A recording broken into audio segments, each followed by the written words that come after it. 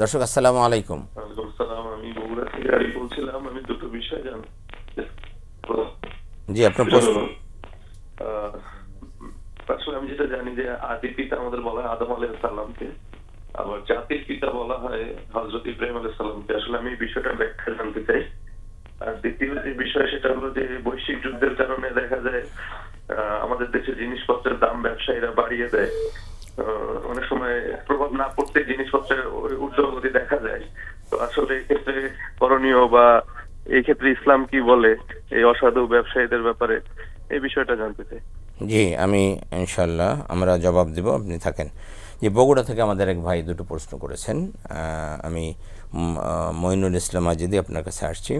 উনি দুইটা বিষয় জানতে চেয়েছেন। এক হলো আদি পিতা আদম আলাইহিসসালাম এবং জাতির পিতা ইব্রাহিম আলাইহিসসালাম। আপনি একটু ব্যাখ্যা করে যদি বোঝাতেন।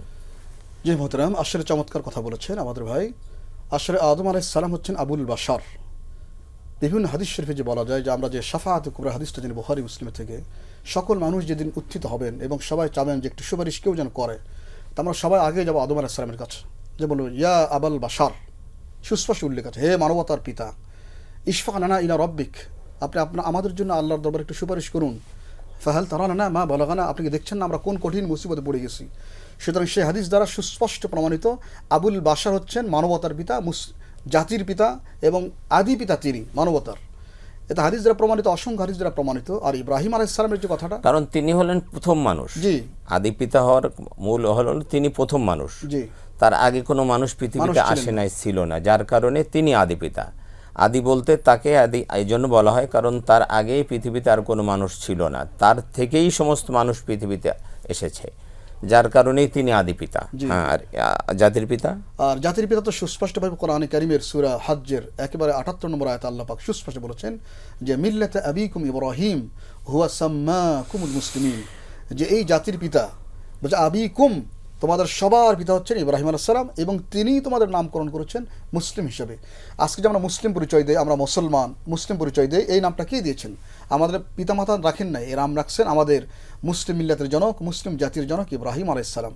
সুতরাং দুই জিনিস, একটা হল আদি পিতা, যেহেতু ওনার আগে কোনো মানুষ ছিলেন না, সমস্ত পৃথিবী মানুষের যত নসল, যত বংশ বুনিয়াদ সবগুলো আসছে আদম আলাইহিস সালাম থেকেই। সুতরাং প্র্যাকটিক্যালি এবং ব্যবহারিকভাবে তিনি আদি পিতা। আর ইব্রাহিম আলাইহিস সালাম জাতির জনক, এটা কোরআন কারীমের আয়াত দ্বারা প্রমাণিত। আল্লাহ ঘোষণা করেছেন। আমরা আরও দুটো কথা বলতে পারি এখানে। আর আদর্শিক পিতা, আমাদের রাসূল কারীম সাল্লাল্লাহু আলাইহি ওয়াসাল্লাম বলেছেন আনা লাকুম মিসলুল ওয়ালিদ উআল্লিমুকুম, রাসূল বলছে আমি তোমাদের পিতার মতো, আমি তোমাদের দ্বীন শিক্ষা দিই, আদব শিক্ষা দিই। সুতরাং আদর্শিক দিক থেকে, দ্বীনি শিক্ষার দিক থেকে রাসূল কারীম সাল্লাল্লাহু আলাইহি ওয়াসাল্লাম আমাদের কাছে পিতার মতো। আর আরেকজন হচ্ছে জন্মদাতা পিতা, যিনি আমাকে জন্ম দিয়েছেন। সুতরাং ইসলামের শরীয়তে এই চারজন পিতার কথা উল্লেখিত কিন্তু আছে। জি, আরেকটা প্রশ্ন উনি করেছেন যে বৈশ্বিক যে একটা যুদ্ধ আমরা দেখতে পাচ্ছি, এই কারণে আমাদের দেশে ব্যবসায়ীরা, অসাধু ব্যবসায়ীরা দেখা যাচ্ছে যে ইচ্ছাকৃত কোনো জিনিসপত্রের দাম বাড়িয়ে দিচ্ছে। ইচ্ছাকৃত এখনও কিন্তু মানে সরকারিভাবে এটা ডিক্লেয়ার হয় নাই যে এইসব জিনিসপত্রের দাম বেড়ে যাবে। তারা এইটাকে করে পুঁজি করে তারা জিনিসপত্রের দাম বাড়িয়ে দিচ্ছে। এই সকল ব্যবসায়ীদের ব্যাপারে কি বলবেন? আসলে কি যে আসলে চমৎকার কথা উনি বলেছেন। আল্লাহ পাক ওয়া আহাল্লাল্লাহুল বাইয়া ওয়া হাররামার রিবা, আল্লাহ পাক কোরআনে কারিমে বলেছেন যে আমি ব্যবসাকে হালাল করেছি, সুদকে হারাম করেছি। সুতরাং ব্যবসাকে আল্লাহ পাক হালাল করেছেন, প্রফিটকে হালাল করেছেন, এর মুনাফা হালাল করেছেন। তবে এটা অবশ্যই লিমিট থাকতে হবে। যদি আনলিমিটেড কেউ লাভ করতে চায়, যেটা জাতির ঘাড়ে বোঝা চাপার মতো অবস্থা হয়ে যায়, তাহলে অবশ্যই তিনি গুনাহগার হবেন।